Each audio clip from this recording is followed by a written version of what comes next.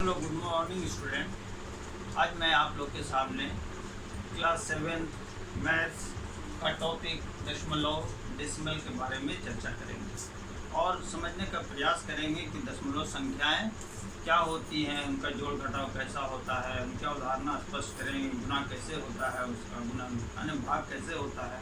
तो आइए कुछ हम पूर्व ज्ञान लेते हुए आगे बढ़ने का प्रयत्न करते हैं। उम्मीद करते कि आप पहले से पढ़े हुए होंगे और सकुशल भी होंगे। चलिए आज शुरू करते हैं। देखिए, दशमलव संख्या आप जैसे कि क्लास 6 में पढ़े हैं कि दशमलव संख्या संख्या पद्धति का ही एक प्रसारित रूप होता है। ये क्लास 6 में बताया गया है। और दशमलव संख्या मतलब ऐसा भिन्न जिसका हर 10 हो या 10 का गुणज हो। जैसे मान लीजिए कि हम एक संख्या लिए 5 और 5/10, एक भिन्न है, इससे आप अवगत है। इसका हर कितना है? 10। इसको हम लोग जब दशमलव में करेंगे तो ये हो जाएगा 0.5। इससे आप पहले अवगत हैं। उसी प्रकार अगर कहीं पर लिखा हुआ है 15 और इसका अगर हर है 100 तो ये हो जाएगा 0.15। तो यहाँ पर हम क्या देख रहे हैं कि हर 10 कोई भी भिन्न जिसका हर 10 या 10 का गुणज होता है उस संख्या को हम लोग डेसिमल में अर्थात दशमलव में लिख सकते हैं। देखिए, अब हम दशमलव संख्या को दो भाग में बांटते हैं और वो दो भाग क्या है? एक पूर्ण संख्या भाग, दूसरा दशमलव भाग। पूर्ण संख्या भाग क्या है? जैसे हम संख्या लिखे 1.5। दशमलव की बाईं ओर की संख्या अंक, जो भी अंक हो या संख्या हो, उसको हम लोग बोलेंगे पूर्ण संख्या भाग।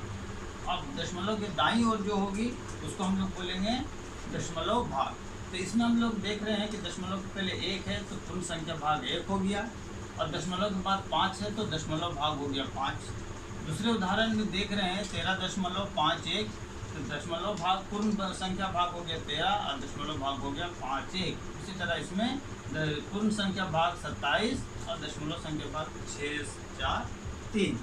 लेकिन यहाँ पर एक चीज़ आप समझिए कि यहाँ पर जो हम देख रहे हैं दशमलव के बाद 1 अंक है, यहाँ दशमलव के बाद 2 है, यहाँ दशमलव के बाद 3 अंक है।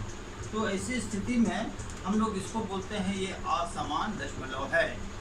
तो फिर इसको हम लोग समान दशमलव में कैसे बदलेंगे? इसमें एक गुण होता है कि दशमलव के बाद दाईं ओर अगर आप कोई अंक है और उस अंक के बाद आप 0 लिख रहे हैं, या अंक नहीं है सिर्फ 0 लिख रहे हैं। मान लीजिए कि हम लिखे यहाँ पर 3 और यहाँ पर दशमलव कुछ नहीं लिखा हुआ। दशमलव देखिए आप जितना भी 0 लिखिएगा संख्या को कोई अंतर नहीं पड़ेगा।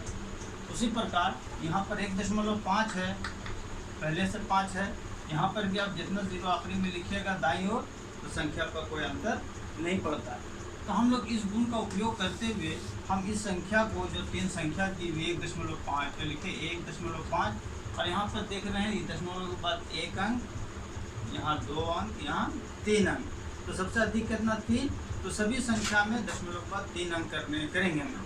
तो यहाँ पर 1 अंक पहले से तो 2 को 0 बढ़ा दिए। यहाँ लिखे 13.51, यहाँ 2 अंक है तो 1 0 बढ़ा दिए, और यहाँ पहले से ही 3 अंक है। तो ये तीनों संख्या क्या हो जाएगी? समान दशमलव। अब हम लोग इसको एक एक प्रश्न करके इसका समझने की कोशिश करें। देखिए, मेरा प्रश्न है कि ये संख्या 3 संख्या दी हुई है, एक 0.5, एक 4.5, एक 2/5। अब यहाँ पर ये संख्या दोनों जो है इसको सरल भिन्न में बदलना है और इसको दशमलव रूप में बदलना है।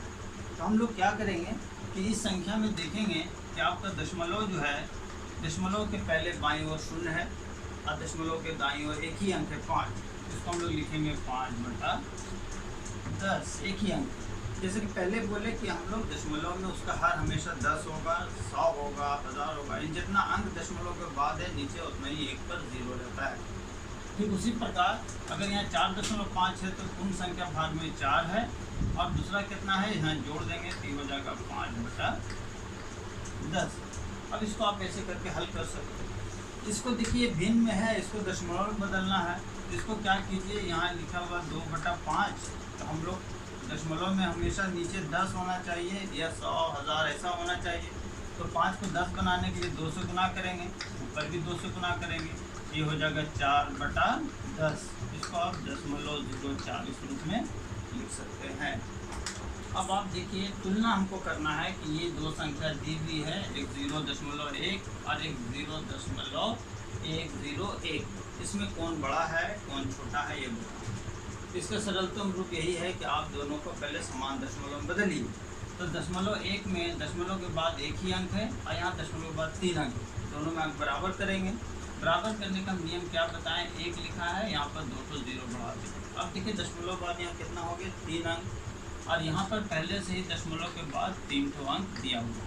अब बताइए कि ये संख्या बड़ी लग रही है कि ये देख रहा है 1 0 1 और यहाँ 1 0 0 है, यानी ये बड़ा है ये छोटा है।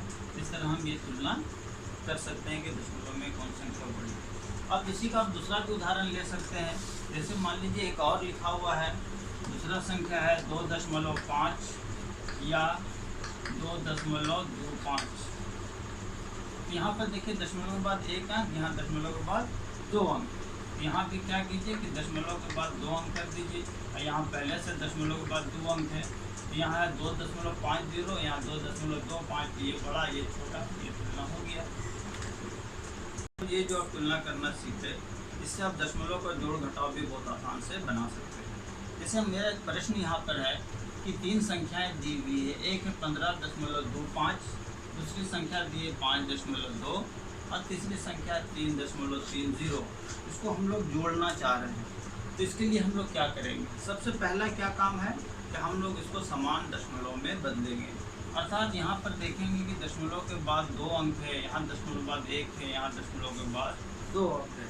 हम लोग चाहेंगे कि सब में बराबर हो जाए, अर्थात इस प्रश्न में सभी अंक दशमलव के बाद सभी संख्या में जो अंक होंगे वो बराबर बने। तो यहाँ भी 2 है तो यहाँ भी 2 होना चाहिए, यहाँ 2 है तो हम लोग इसको ये जो लिखा हुआ 15.2 इसको इसी रहने देंगे।